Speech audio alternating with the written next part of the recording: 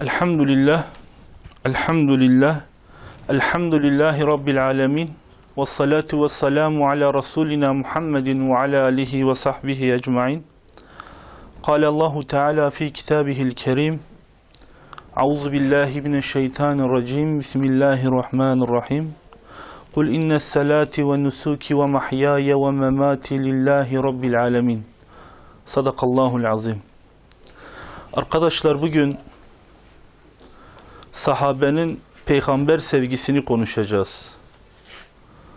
Ama samimi olarak şunu söyleyeyim, içinde mübalağa da olmadan, inanın sahabenin peygamber sevgisini dediğimizde, konuşmaya başladığımızda, hangi sahabenin sevgisinin daha fazla olduğunu, hangisinin daha az olduğunu biz ayırt edemiyoruz kitaplarda.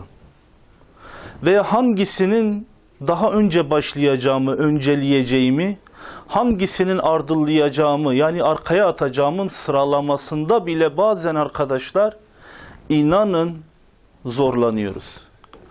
Çünkü biz öyle bir kuldan bahsediyoruz ki, öyle bir insandan bahsediyoruz ki arkadaşlar, bütün sahabe, elimizde olan bütün kaynaklarda, eğer bir sahabe Allah Resulü Aleyhisselatü Vesselam'dan bahsetmişse, ister bu ilk dönemde Müslüman olsun, isterse son dönemde, yani veda haccı yıllarında Müslüman olsun, eğer o kişi, o sahabe Allah Resulü'nden bahsediyorsa, fedâke ebi ve ummi demeden hiçbir satıra başlamamıştır. Anam babam sana kurban olsun demeden başlamamışlardır. Çünkü arkadaşlar, Allah Resulü'nü görmüşler onlar. Onu nasıl sevmesinler? Ona nasıl meftun olmasınlar? Nasıl aşkın bir duyguyla onu arzulamasınlar, iştiyak etmesinler? Sadece o sahabeler değil arkadaşlar. Hayvanlar Allah Resulü Aleyhisselatü Vesselam'ın sevdasından çöllere düşmüş. Devesi var Allah Resulü'nün Kasva adında. Bakın, şuurlu bir yaratık değil. Yani insani özelliklere haiz bir yaratık değil. Allah'ın kendisine verdiği görevden başka hiçbir görevle bir hali olmayan deve, Allah Resulü Aleyhisselatü Vesselam'dan ayrıldıktan sonra, biz bir daha kasvayı kasva olarak görmedik diyor sahabe. Yani hayvanların bile Allah Resulü Aleyhisselatü Vesselam'ın sevgisinden Mecnun gibi çöllere düştüğü bir zattan bahsediyoruz. Yo sadece hayvan değil arkadaşlar. Kuru ağaç.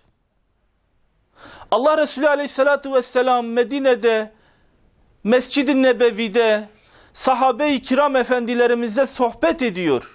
Ve ara sıra bir kuru ağaç getirmişler, omzunu dayıyor, kolunu dayıyor, elini dayıyor, ara sıra sırtını dayıyor. Yani geçirdiği saatte belki bir saatin 1/10 bir vakit geçiriyor onunla. Kuru bir ağaç. Az önce hayvandı, belki görüyor, duyguları vardır. Hayat amaresi olmayan, çürümüş ve gerçekten hiçbir insanın ondan bir beklentisi olmayan, ne zaman ki Allah Resulü Aleyhisselatü Vesselam'a bir minber yapılıyor, güzel bir minber yapılıyor, sahabe diyor ki birden baktık Allah Resulü o minberin üzerine çıktı ve sohbetine başladı ve derken bir devenin ağlaması gibi, bir annenin ağlaması gibi, bir insanın ağlaması gibi bir ses duydu. Ve her taraftan bir ses geliyordu diyor. Herkes diyor etrafına baktı, herkes birden durdu.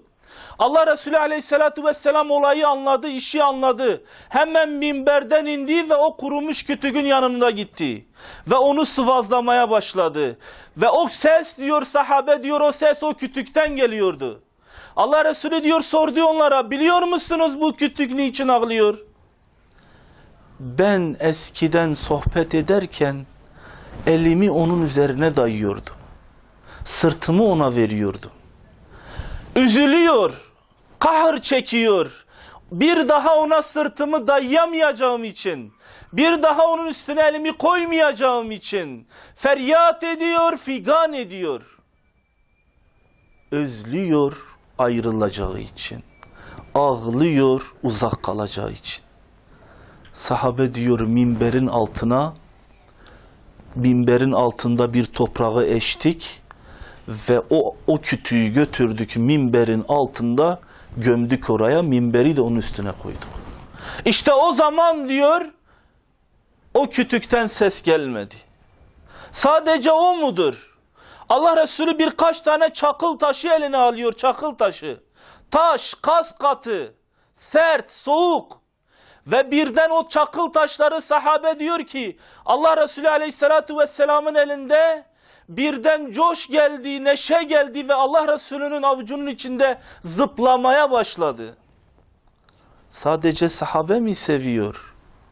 Bir gün Uhud'a çıkıyor Allah Resulü Aleyhisselatü Vesselam. Birden Uhud titremeye başlıyor. Allah Resulü Aleyhisselatü Vesselam sahabeler Uhud'a ya bu ne biçim dağdır, niye böyle yapıyor diye birkaç tane nahoş söz söylüyor. Allah Resulü Aleyhisselatü Vesselam olaya müdahale ediyor. Karışmayın, Uhud bizi sever, biz Uhud'u severiz. Seviyorlar. Sadece sahabe sevmiyor. Sadece taş sevmiyor, toprak sevmiyor. Gökteki melek Cebrail seviyor. Aşıktır ona, meftundur ona. Sadece Cebrail mi seviyor? Her şeyden öte Allah Azze ve Celle seviyor. Ona Habibim diyor.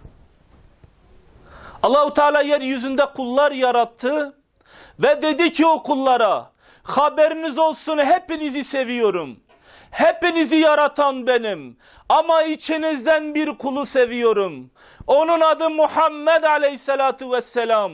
Ben ona Habibim dedim. Eğer siz onu severseniz ben de sizi severim.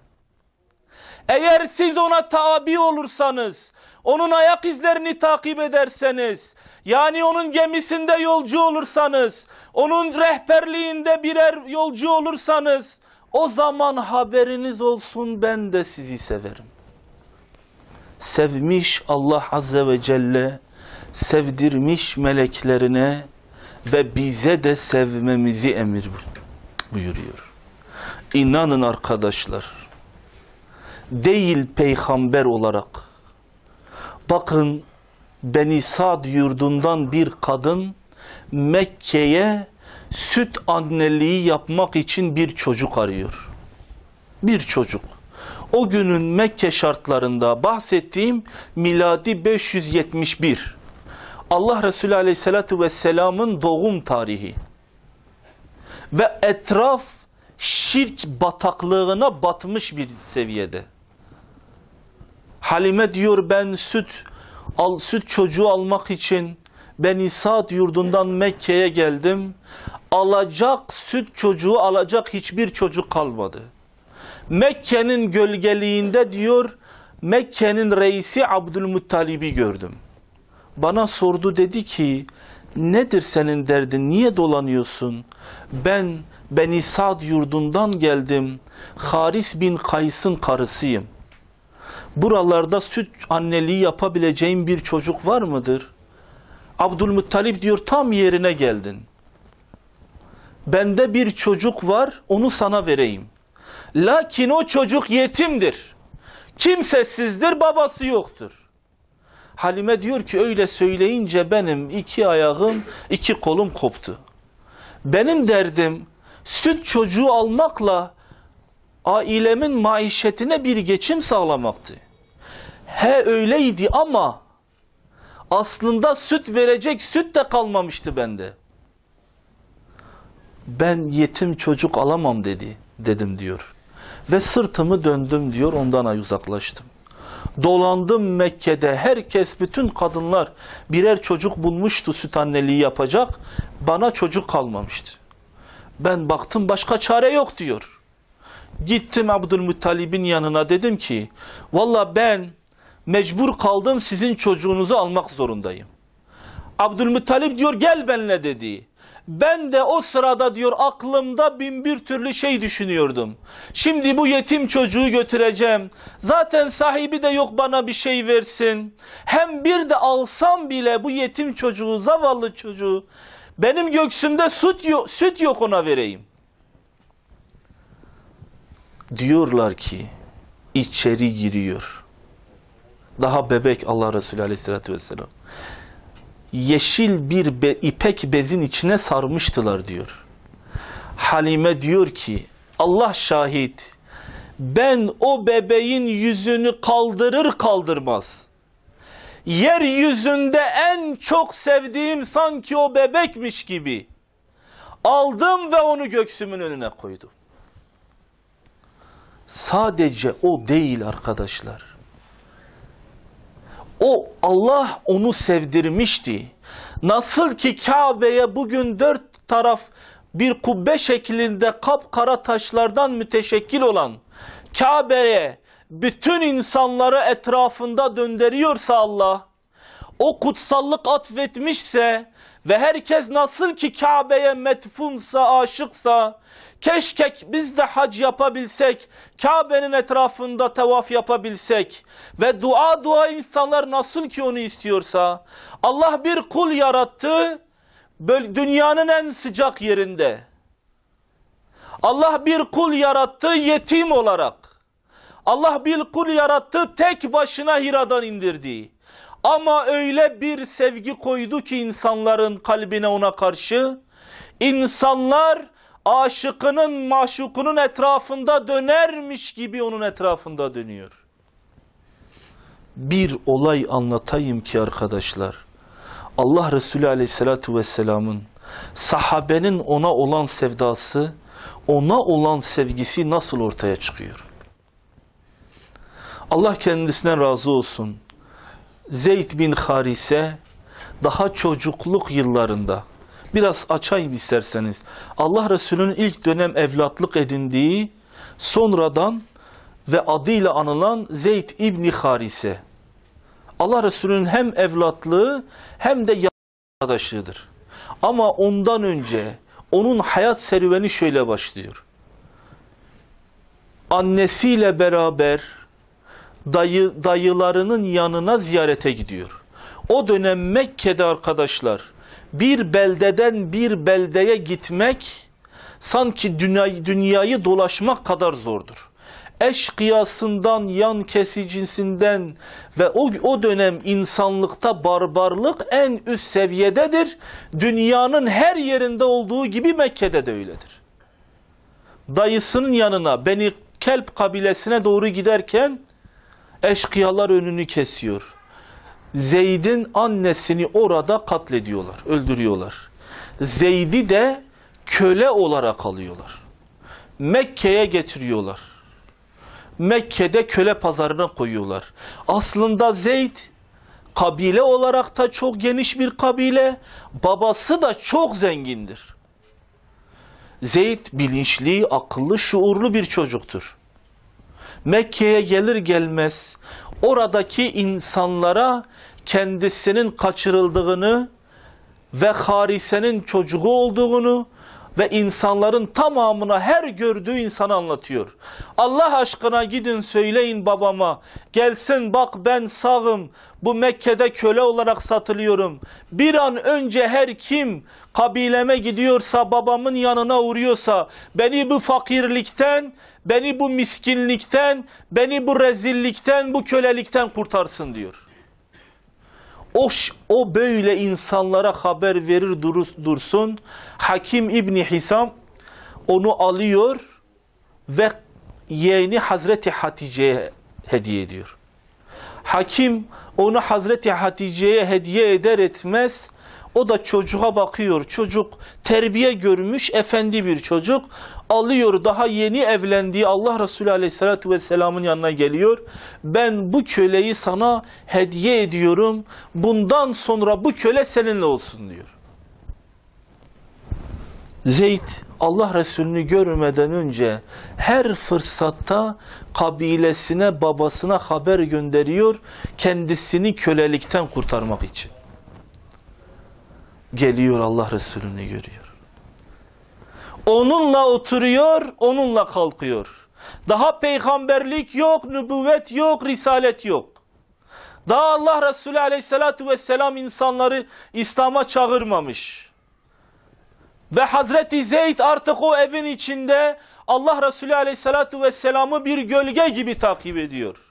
Tarih ne kadar geçiyor bilmiyorum. 15 gün mü dersiniz, 1 ay mı dersiniz, 1 yıl mı dersiniz, 3 ay mı dersiniz? Onu bilmiyorum. Ama Zeyd'in haberleri babasına ulaşıyor. Babası kabilesinden yola çıkıyor, geliyor Mekke'ye. Benim oğlum burada köle olarak satılmış diyor. Vasfını, aslını anlatıyor. Diyorlar ki, senin çocuğun Muhammed Aleyhisselatu Vesselam'ın yanındadır. Biz ona el-emin diyoruz. Bizim yanımızda 14 yaşındaki bir kız gibi Muhammed'in değeri vardır. Onu gözümüzden sakınıyoruz. Onu parmakla gösteriyoruz. Latiftir, cömerttir. Sen git evladını ondan iste. Eğer sen ondan istersen, vallahi o bilabedel sana evladını verir. Baba bakıyor ki oğlu gerçekten büyük bir insanın yanında. Allah Resulü'nü buluyor, yanında oturuyor. Halini, ahvalini anlatıyor. Ve uzatmadan konuya giriyor. Diyor ki benim oğlum senin yanında köle olarak senin yanında bulunuyor.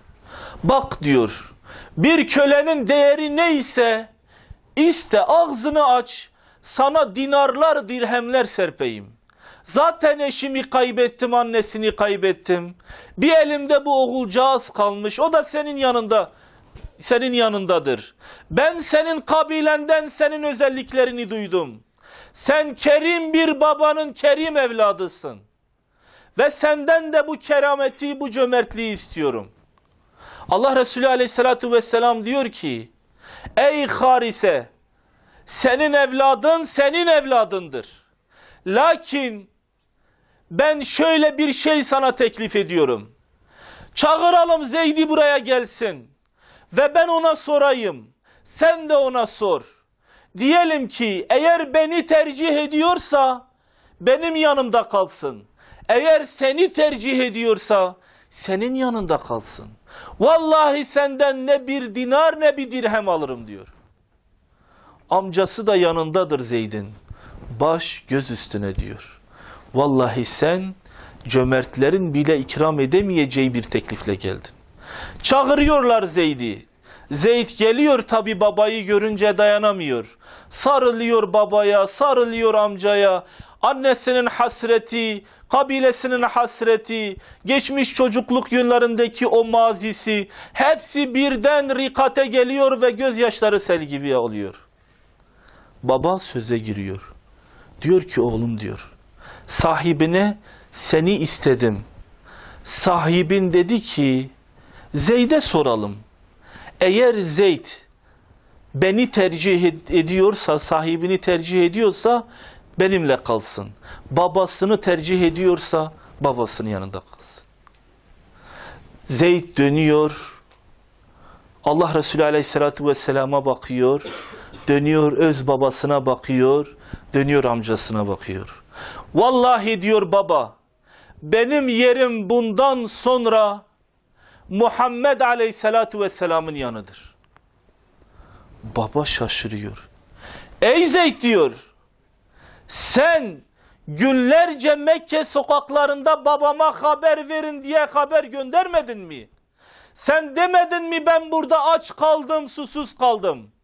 Sen demedin mi ben baba sevgisinden, akraba sevgisinden mahrum kaldım? Şimdi sen ey Zeyd, sahibini babana mı tercih ediyorsun? Yani sen şimdi sahibinin yanında kalmayı babana mı tercih ediyorsun? Yani sen özgürlüğü köleliğe mi tercih ediyorsun? Köleliği özgürlüğe mi tercih ediyorsun? Evet diyor. Baba bakıyor ki el boş. Ne değişti? Ne değişti ki Zeyd o güne kadar feryat figan ederken o günden sonra babayı da bıraktı, özgürlüğü de bıraktı, zenginliği de bıraktı. Onu tanıdı. Allah Resulü Aleyhisselatü Vesselam'ı tanıdı. Onunla olmanın mürüvvetini tattı. Onunla olmanın letafetini tattı. Onunla olmanın şanını, şöhretini aldı. Allah Resulü hemen oracıkta onu alıyor. O günün adetlerine göre o günden sonra onu evlatlık ediniyor. Bir gün Allah Resulü'nden ayrılmıyor Zeyd. Bir gün. Habeşistan'a tek tek hicretler ediliyor. Zeyd gitmiyor. Medine'ye hicret edilecek. Allah Resulü gitmişse gidiyor. Taif'te taşlanıyor. Zeyd kendini taşların önüne atıyor. Kendi lisanıyla söyleyeyim. Vallahi diyor o gün benim vücuduma değen taşlar Allah şahit benim vücudumu acıtmıyordu. Tabi'in sahabe soruyor, ey Zeyd, peki hangi taşlar senin vücudunu ağırtıyordu? Ben Allah Resulü Aleyhisselatü Vesselam'ın önüne atlıyordum. O Taif'in o üçkağıtçıları, o çaylakları, o insanları, o kapkara yüzlü adamları Allah Resulüne taş atıyordu. Ben vücudumu ona siper ediyordum, gövdemi ona siper ediyordum. Vallahi bana değen taş beni acıtmıyordu. Bana değmeyip beni geçen taş benim canımı acıtıyordu. Çünkü o taşlar Allah Resulü Aleyhisselatü Vesselam'a çarpıyordu. Sevgidir arkadaşlar. Sevgidir. Allah-u Teala böyle bir sevgiyi bize nasip etsin. Hazreti Ali'ye soruyorlar, ey Ali diyorlar, Allah senden razı olsun. Allah aşkına anlat bize. Siz Allah Resulü Aleyhisselatü Vesselam'ı nasıl seviyordunuz? Nasıl ona meftundunuz? Nasıl bir aşkın duyguyla onu seviyordunuz? Hazreti Ali söylüyor. Vallahi biz onu anamızdan, babamızdan, evlatlarımızdan, eşlerimizden, malımızdan, mülkümüzden, kısacası her şeyimizden çok seviyorduk. Biz böyle bir duyguyla Allah Resulü'nü seviyorduk. Böyle olmazsa onun davası bugüne kadar gelir mi? Hira'dan tek başına iniyor ama kısa bir dönem içinde, kısa bir zaman içinde alem şumul bir din oluyor. Arabistan'ın tamamı ona meftun oluyor. Hayır arkadaşlar, sadece onun döneminde değil. Bu dönemde de ve bundan sonraki bu dönemlerde de her kim Muhammed Aleyhisselatü Vesselam derse diller salavatlarla gökü inletiyor. Rabbim bize de böyle bir sevgi nasip etsin. Eğer bizlerde de böyle bir sevgi olursa arkadaşlar, eğer bizde de ona karşı böyle bir iştiyak olursa ve bir sevginin alameti olarak Allah-u Teala Ali İmran suresinde قُلْ اِنْ كُنْتُمْ تُحِبُّنَ اللّٰهَ فَاتَّبِعُونِي يُحْبِبْكُمُ اللّٰهِ. Eğer siz Allah'ı sevdiğinizi iddia ediyorsanız, yani böyle bir derdiniz varsa, böyle bir endişeniz varsa, ya Rabbi ah senin dininde, senin yanında, mahşerde seni dolunay gibi izlemek istiyorum diyorsanız, فَاتَّبِعُونِي, ona uyacaksınız, onu takip edeceksiniz, onun peşinden gideceksiniz. Ne olacak ya Rabbi? Ona tabi olduk, onun peşinden gittik. Yuhbibkumullah. Allah da sizi o zaman sevecek. Rabbim bu sevgimizin iddiasını peygambere tabi olarak ispat etmeyi bize nasip eylesin. Sahabe gibi sevmeyi, sahabe gibi sevilmeyi de nasip eylesin. Bir gün sahabelerden bir tanesi Hazreti Bilal'e üzüntü verince bir başka varyanttan da Hazreti Ebubekir'e söz söylüyorlar, arkadaştırlar. Sahabe diyor ki oysa onlar haksızdı. Hazreti Ebubekir bir yerde haksızdı. Hazreti Ömer diyor hatta, Allah Resulü diyor hiç dinlemeden, Eğer sizler benim sahabemi üzerseniz beni de üzmüş olursunuz. Çünkü onlar Allah Resulü'nü sevmiştiler. Biz de böyle bir sevgiye muhtaç olduğumuz için Allah-u Teala bize hem peygamberin sevdiğini içimizde kemale ulaştırsın, onun da bizi sevdiğini biliyoruz. En azından mahşerde bu sevgiyle bizi hatırlasın. Ve ahiru da'vanan elhamdülillahi rabbil alemin.